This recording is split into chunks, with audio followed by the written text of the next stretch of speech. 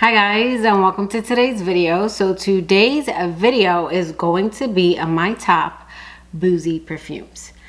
And today's video, because I knew I wanted to film 2 videos for the new year, I wanted to do like my top New Year's party perfumes, fragrances for specific parties of New Year, like if you're going maybe to a club in the new year, or maybe you're going to someone's house, maybe it's more of a Netflix and chill, maybe you're going to New York and you're gonna watch the ball drop. I wanted to do a video like that, but I ran out of time, so I'll probably save that for next year. But I do want to do like party fragrances, maybe around my birthday. So instead, since I am going to be doing more house reviews and note reviews, I figured boozy fragrances around New Year's, why not? So this is gonna be a little bit more of a tipsy style. 2 shots of vodka.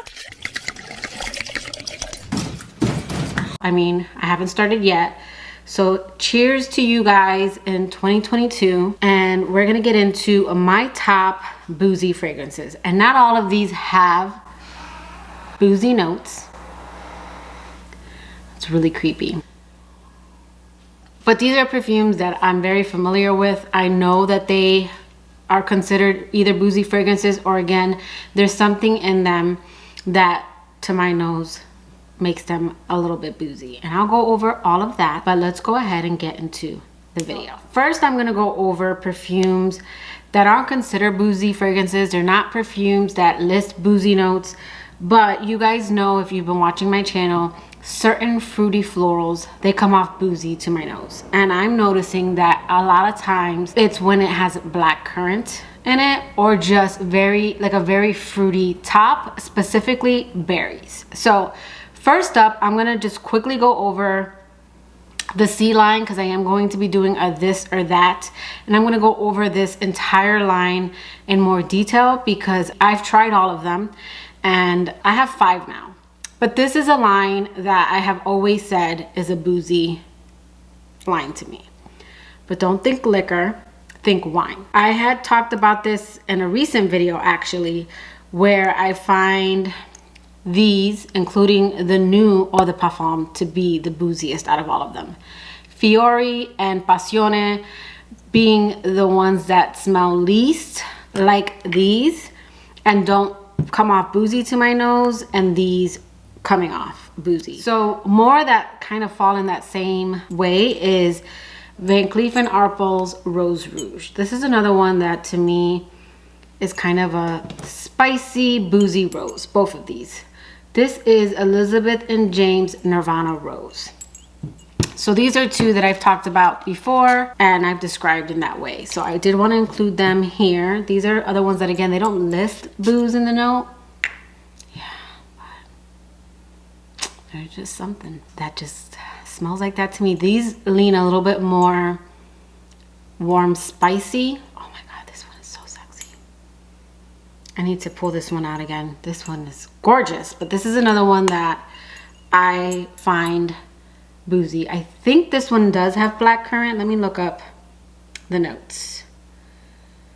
Yeah, this one has black currant and pink pepper, which is what I'm getting in the opening. And that to me is what comes off. Again, black currant can come off either like fresh or kind of like wine to my nose, or both.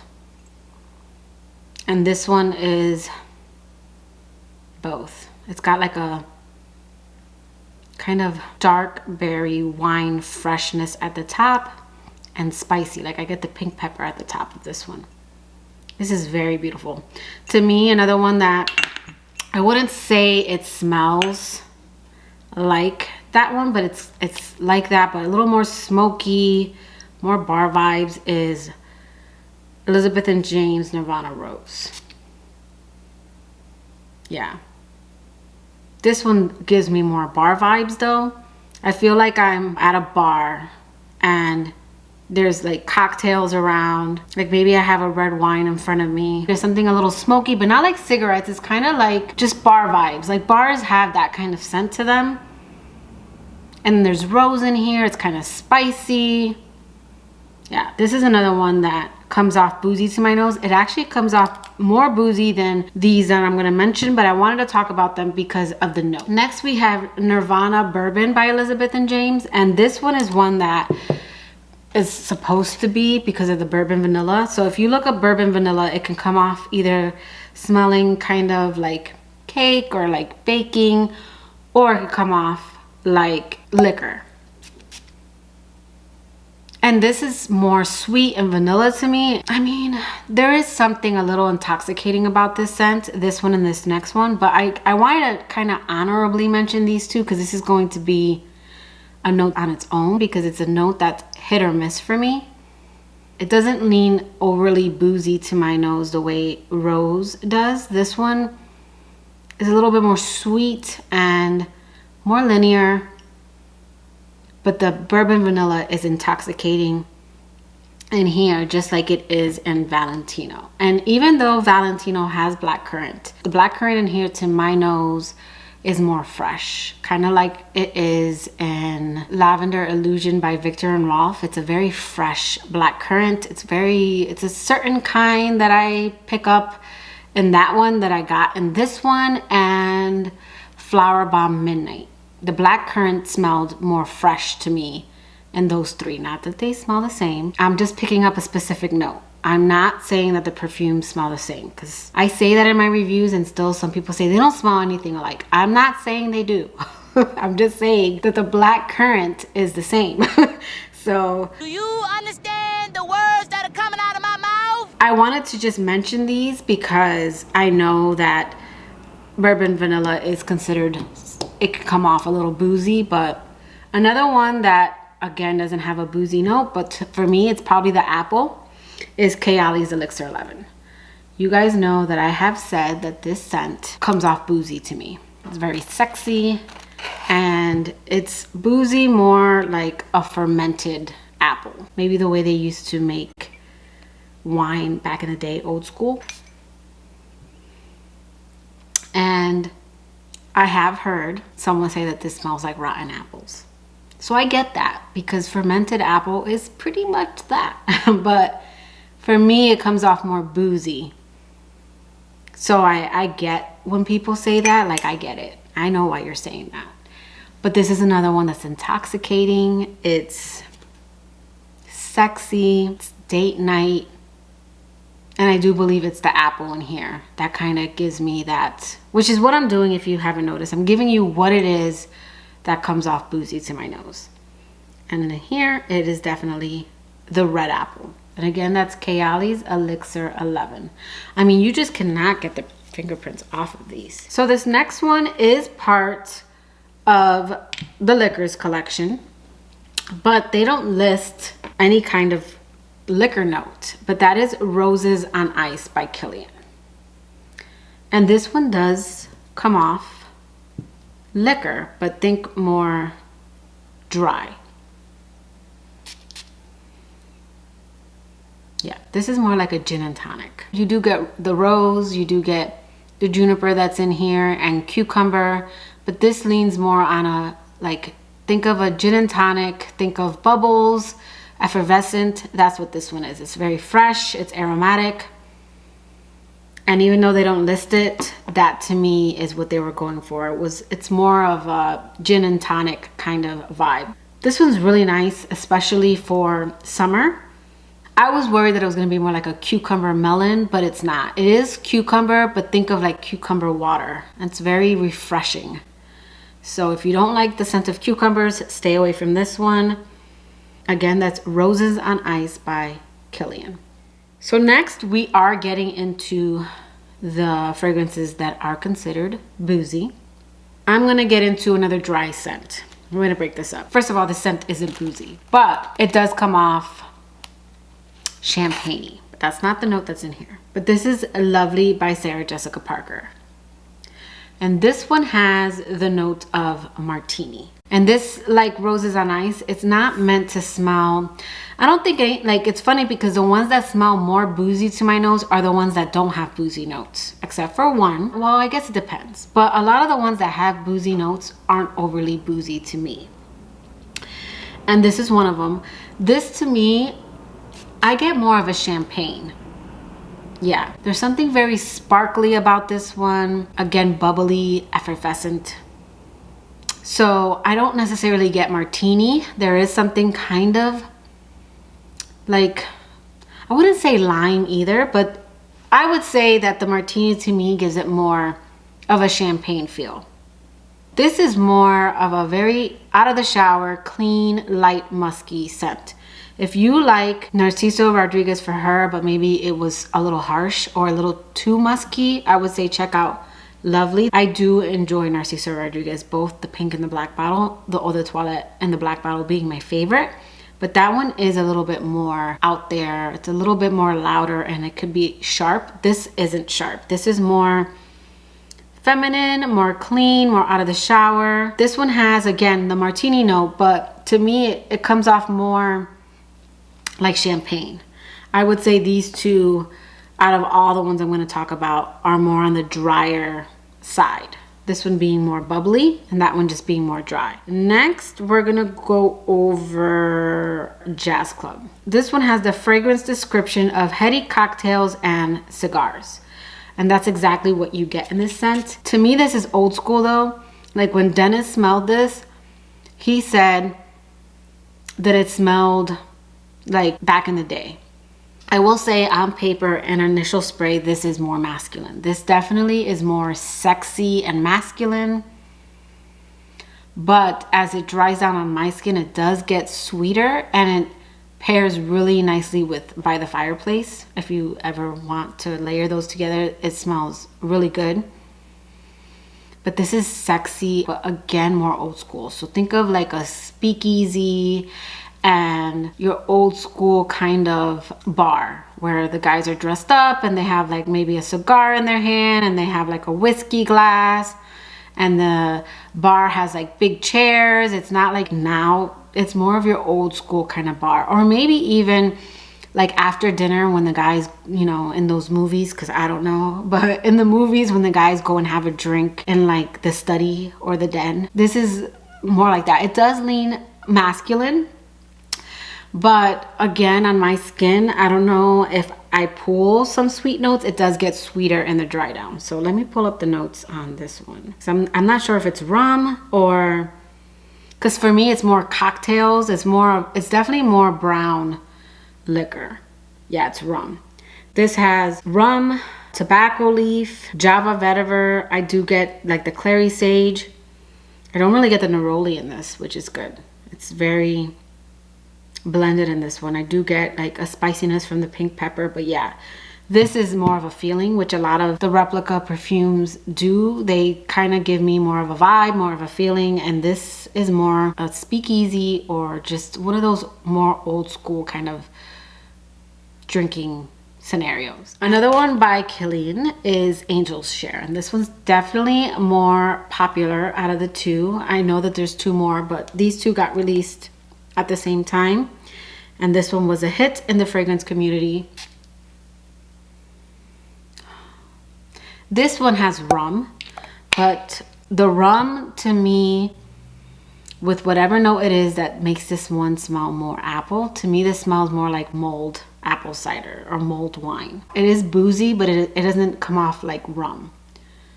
It's more cider to my nose. Beautiful one I've been enjoying now during the holidays.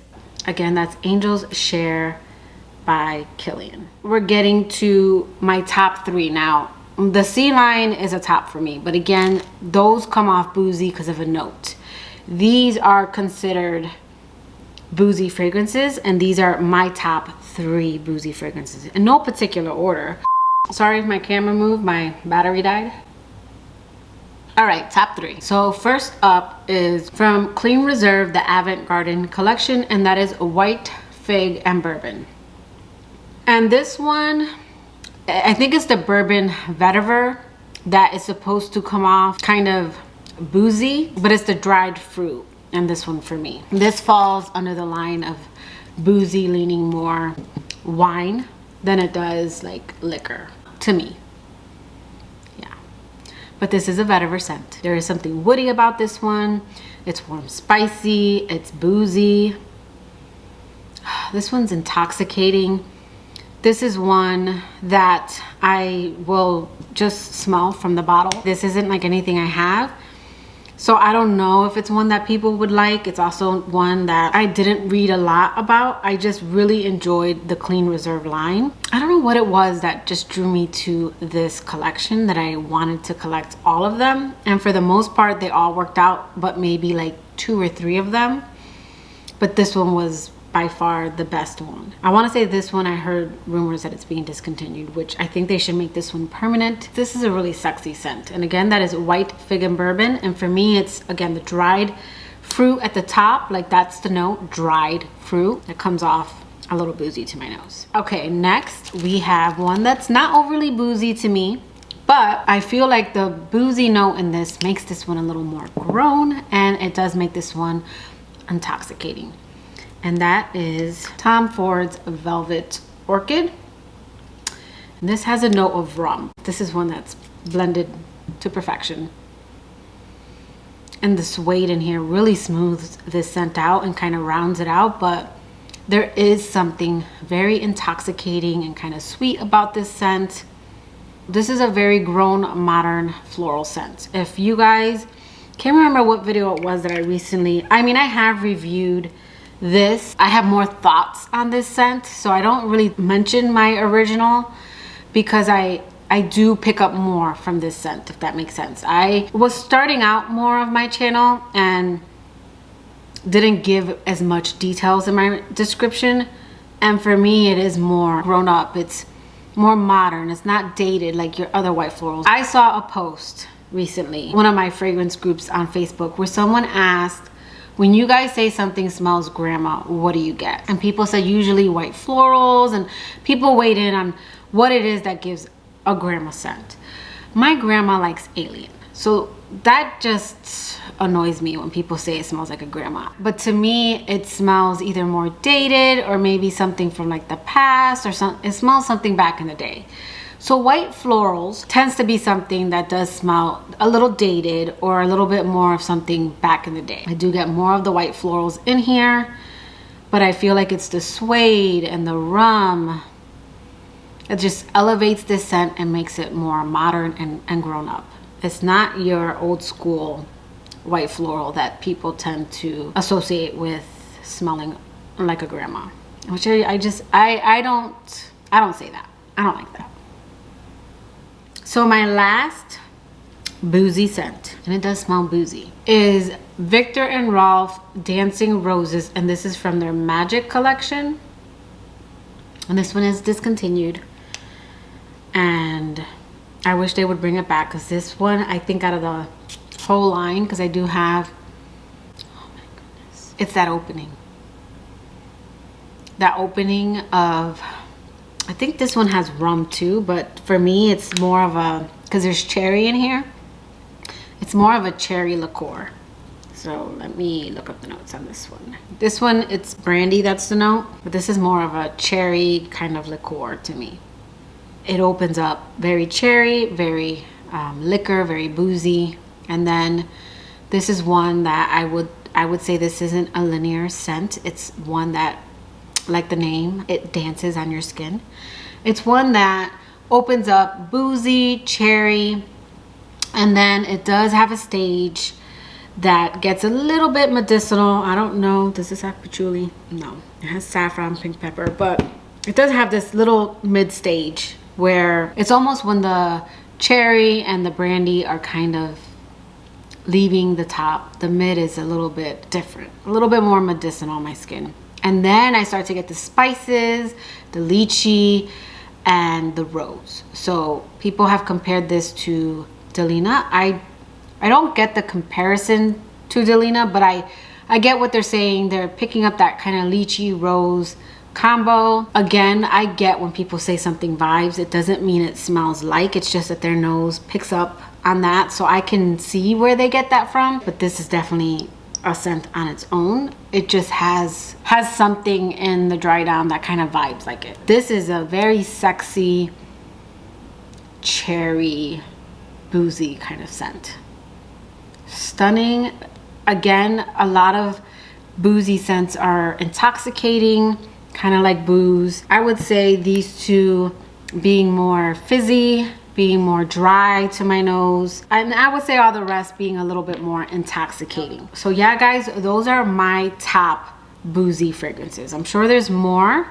I wanted to try to keep the list closer to 10. I know I had 2 honorable mentions, but they're gonna be on their own, but I wanted to mention them because I know the note of bourbon vanilla comes off very boozy to a lot of people.